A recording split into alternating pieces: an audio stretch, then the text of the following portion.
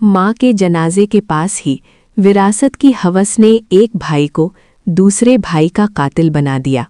Istanbul के इलाके कुचुक चकमेजे के नूर तेपे मोहल्ले में वाक़े यूसुफ उमरुल्लू मस्जिद के सहन 26 जनवरी 2026 को दोपहर 4:30 बजे, जब नूरिया मेतलू मरहूमा की नमाज जनाजा अदा की जा चुकी थी और उनके ताबूत को तदफीन के लिए उठाया जा रहा था, तो इसी मुक़द्दस और गम के लम्हे में ही उनके ही दो बेटों के दरमियान वारिसत के तनाज़ुआ पर तल्ख़ कलामी छिड़ गई। ये बात इस कदर बढ़ी कि मामला खूनी तसादुम में बदल गया।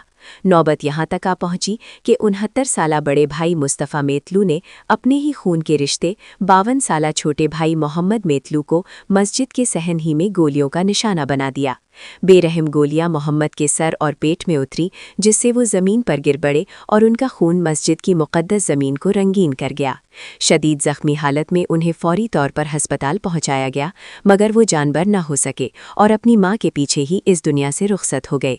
इस दर्दनाक वाक़ये ने पूरे ख़ानदान को और जनाजे में शरीक तमाम अफराद को हिलाकर रख दिया।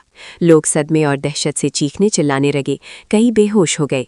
कातिल भाई मुस्तफ़ा को पुलिस ने मौका से ही असलहा समेत गिरफ्तार कर लिया। तहकीकात में उनकी मुजरिमाना तारीख सामने आई, जिनमें पहले ही जानबूझकर ज़ख्मी करने और ख़ानदानी जिम्मेदारियों की पामाली जैसे संगीन इल्ज़ामात शामिल हैं। ये अलमनाक वाक़या इंसानी हवस और वारिसत की हवस की ऐसी कर्बनाक दास्तान है जिसने माँ की आखिरी रसूमात के वक्त भी दोनों भाइयों पर रहम न आने दिया। एक ने माँ को कब्र में उतारा और दूसरे को दुनिया से ही रुखसत कर दिया। ये सानिहा मुश्ताक़ के अंदर पनप रही इस बेहिसी, लालच और ख़ानदानी अक़दार के शिराज़ा बिखरने की एक शिद्दत से यादगार है, जहाँ माल व मता का लालच इतना ताकतवर हो जाता है कि रिश्तों के पाक बंधन भी खून में डूब जाते हैं।